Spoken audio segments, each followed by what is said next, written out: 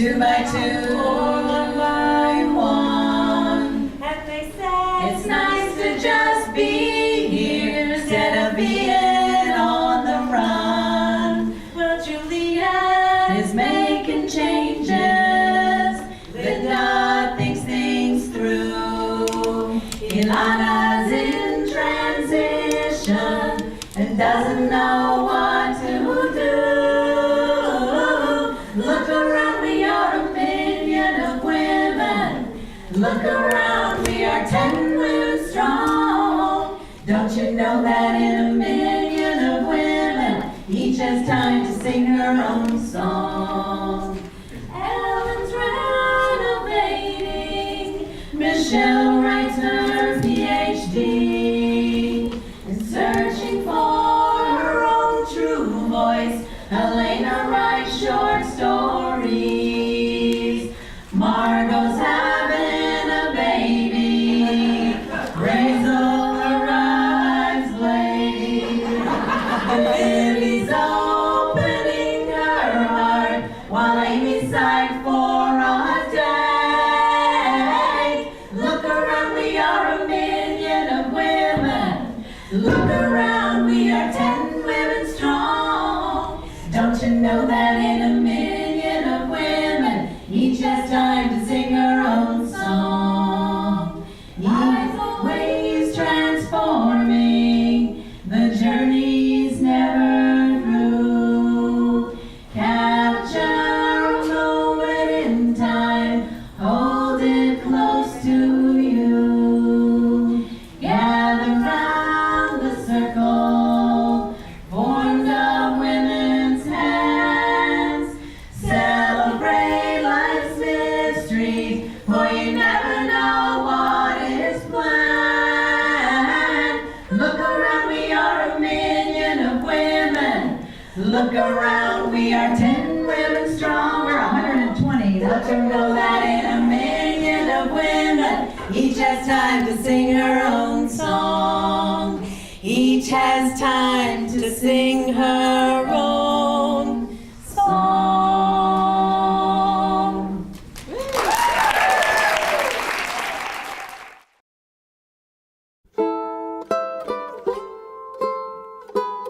What is Jewish women's spirituality and why today and what's important? Yeah. Well, I think we're at a historical moment. We've been exploring, creating, mining Jewish women's traditions for the past 30 years, but to be so public about it, that's what's new here. That in the past, we've been the holders of spirituality, but it's been in the home and it hasn't been recorded. So here we are out in the world in a very public arena with different modalities. We're exploring text and movement and song, chanting and meditation, healing that divine feminine and rebalancing the energies in the world to help heal the earth, all of it. It's all here. I think we're getting those that have explored their spirituality in the common culture, right? And who haven't found a Jewish entry point. And we're finding people who have been traditional members of synagogues where that's not the end all and the be all. They want to explore a different dimension. So we're getting the intersection of both of those people. I think there are a great many women that I know, as so-called suburban women, who need a place to connect Jewishly with other women, or just Jewishly in general, because they don't feel like they have a place. And a lot of people that I've talked to during this program, during the retreat planning, have said they've never done anything really even Jewishly. And now this is something that they feel they could be comfortable with. So we're thrilled. What I see happening here is I see women empowered, and I think the long history of Judaism was that women were at home and were creating a Jewish home life, but not necessarily empowered with their own Judaism. They were doing, but not really creating. And I think this is the creative part of it, where it lets women know that in addition to transmitting conventional, traditional Judaism, they can create it and make it more meaningful for themselves, their families, and particularly for their daughters. And I think that's what's very empowering. And every time there's a new ritual that's added in a family context, then we're enlightening the world. And men need to understand that for women, some things have to change. The resonance is different. And they're coming from every walk of life, every age group. We have residents of the center here, of the nursing home, who are attending. We have people in their 20s and everyone in between, all kinds of people. It's extraordinary. In my experience as a Jewish community event planning person, I've never seen anything like this. And it's just exciting for me to see that there's over 150 women here today, that there are walk-ins, people have come from all over, and the issue of women and their own view of themselves as they move through the generations, and how now there's a way for women to talk about it and to learn about it and to get in touch with their feelings in a Jewish context is just so important for me. So I'm really glad that I could be a part of having this happen. To make the case for Jewish women's spirituality, its exploration of it in retreat, in large gathering, is a coming out of sorts from, private in the home, moving into the public arena. And it is so critically important because, number one, it heals the individual. Exploring the spirit heals the individual. Number two, the Jewish people are still a wounded people. We have a traumatic history. So we heal the collective of the Jewish people. And then the drawing on or the attention to or the invocation of the divine feminine heals our communities, our planets, the earth, the world, which is really also what we need at this time. So that to me is making the case for the focus on Jewish women's spirituality. This week's Torah portion, last week and this week, is about the Mishkan, about the tabernacle. So in order in ancient times, to go into the tabernacle, the high priest, if you would, or today, the high priestesses, need to prepare themselves to go in to do to make the offerings. So we've created the Mishkan. With it, we've created an ark that people can walk through the doorway. We've created it in the workshops. There's workshops on the senses, there's aromatherapy, there's movement, there's text, there's study. Spiritual practice of knitting, talit making, hands-on kind of things, crafts that were traditionally women's way. So we've given different doors to walk through to go into that Mishkan and see where we end up. I think that individual women, in alignment with what you said, many of them feel wounded by their path through Judaism, and in a place like this might find a comfort level maybe that they've never had before, and then can go forward with that and feel stronger and empowered and comfortable to take it out to somebody else. What we did this morning was a ritual in which we invoked and called forth 7 powerful holy women from Jewish history that were in large measure omitted from Jewish history, to come back spiritually to us, to open ourselves so that they can bless us with their presence and with their wisdom. And these women span from the 2nd century Common Era all the way to the 20th century. They're women that have tremendous teachings, and they're women that didn't do it by the book. They went to God, they had found their spiritual meaning and their mysticism and their power in many different ways. And one of their great teachings to us is that there are different spiritual temperaments, that we don't have a one-size-fits-all model, that we're all different. We all have a soul's code that we need to live out, and that we're gifted each in different ways. And for one person might be an activist and need to go out and build community and do tikkun olam, repairing of the world in a very external way, while another person needs to stay at home and create a sanctuary in her home and raise her children and invest her food with holiness and raise her children to be holy human beings. For another person, being a scholar might be her path to God and her way of finding meaning through the sacred texts and through study and becoming a rabbi or a theologian, while some of us, a few of us, are gifted at birth and or we find the talents along the way to become seers and visionaries through our artwork or through our meditation lives, that we are clear channels to bring in God's message into the world.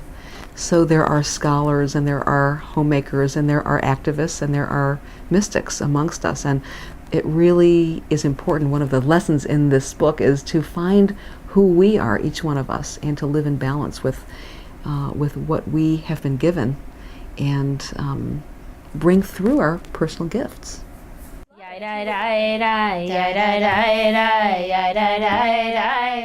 I'm Shoshana Lees.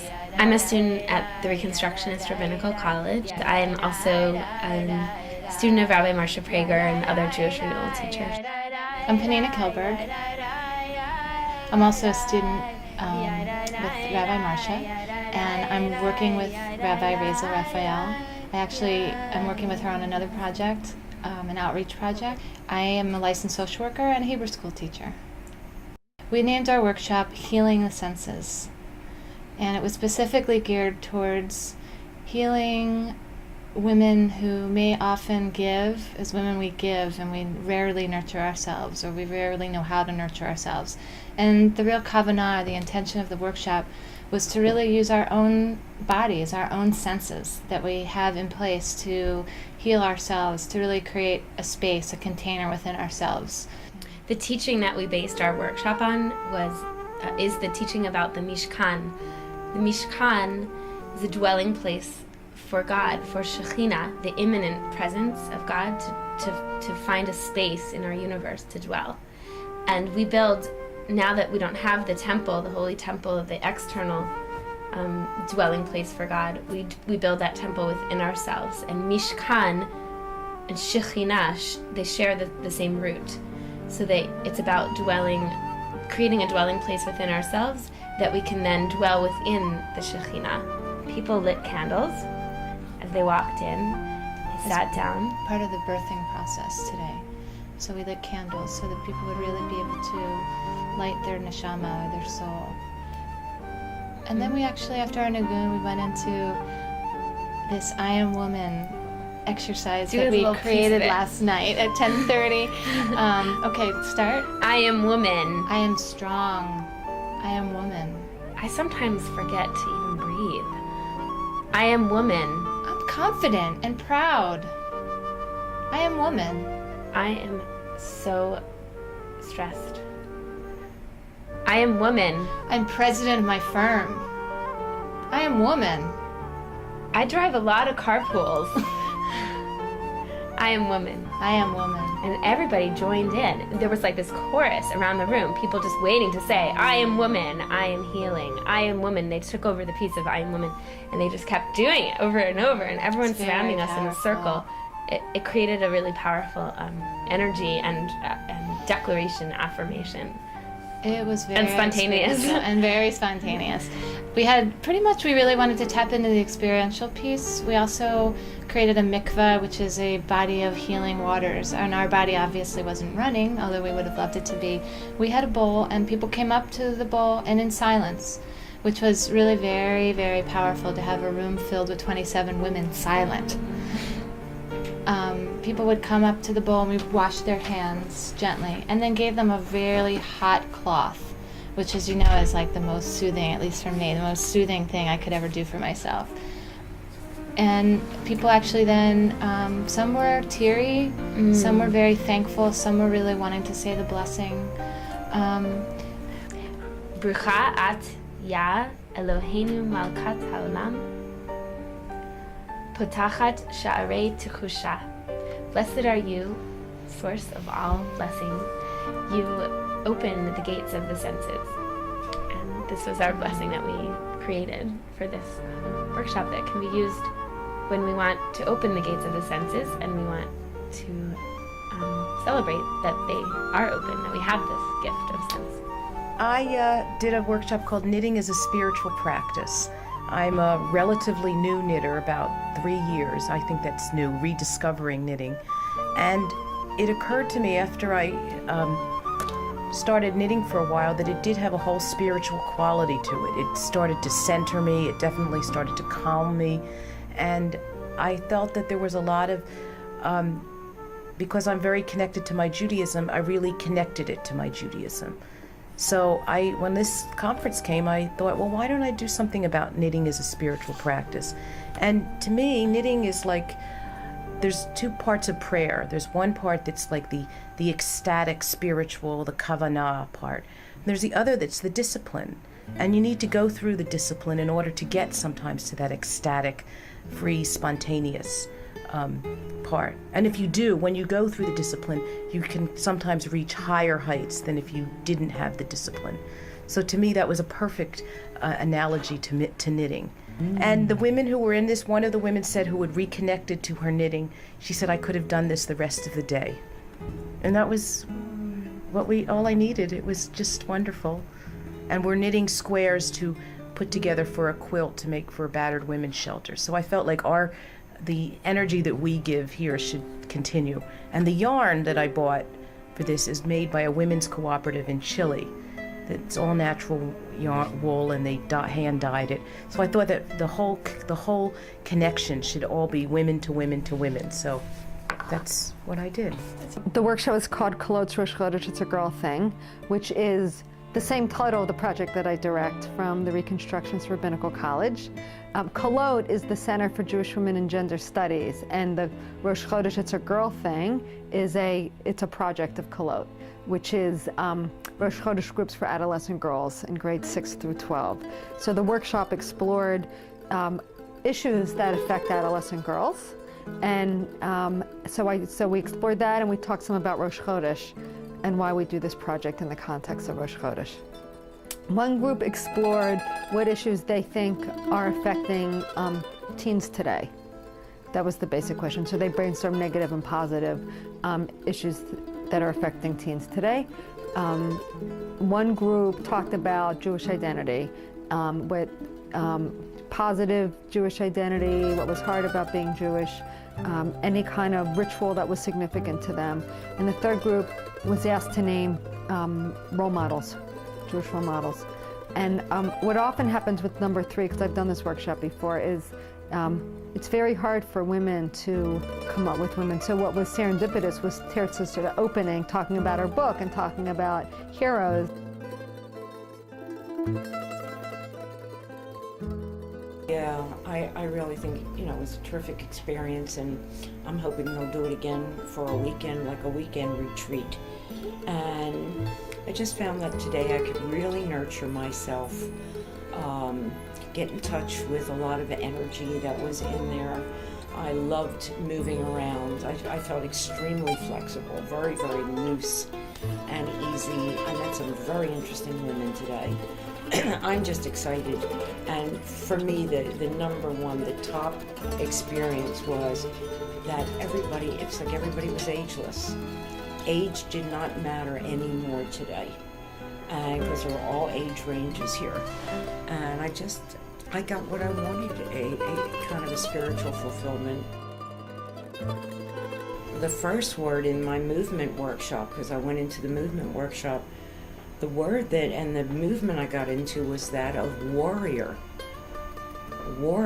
And I felt my stance getting really strong, but in that there was also the nurturing quality that I was giving myself. For most of us, we are in a very head culture, especially being Jewish women. So that having an experience where we can move out of our heads into our bodies, use our voices, use our senses, really makes for a rich and very full experience. So this is exactly the kind of thing that we need to renew ourselves, and the connection with other Jewish women. Women who have the same kinds of energy and ruach, that we're able to connect with each other and form a community, makes us feel less alone. I think I'll certainly carry that out with me after today, that I'll have these other women that I'm with in spirit in this community and beyond. Well, I moved here just a year and a half ago, so for me, the object I realized after I came, my personal agenda was to find community, to connect with women of similar interest and energy, other Jewish women, and that definitely was achieved. And what I remember thinking is, women everywhere are very much more the same than we are different, and that this was a wonderful way for us to be together and to share that with each other. So that was very much a success. Definitely needs to be repeated. We don't have to go away and get on a cruise or go someplace exotic. It's right here and with each other. So it was wonderful. Oh, what am I gonna do? My love has passed away. I realize no matter what I'm left behind, I'm here to stay. You keep telling me go back home. To my parents I must return. But you've been my support these years. This love I cannot spurn. You are mother, you are sister, you're most of all my friend. Where you lead me I will follow until the very end. You've always been a solid one, the answer's well thought out. You do my reassuring when my strength I would doubt. I'm beginning to see a different part when I look into your eyes. There's emotional vulnerability in a woman oh so wise. You are mother, you are sister, you're most of all my friend. Where you lead me I will follow until the very end. You've taught me the ways of women. My youth I spent under your wing. It's no wonder I can't leave you, and in my ears these words to ring. El asher techiyeh lech, uvasher talini alin. Amech ami, velohayich Elohai. El asher techiyeh lech, uvasher talini alin. Amech ami, velohayich Elohai. You are mother, you are sister, you're most of all my friend. Where you lead me I will follow until the very end. You are mother, you are sister, you're most of all my friend.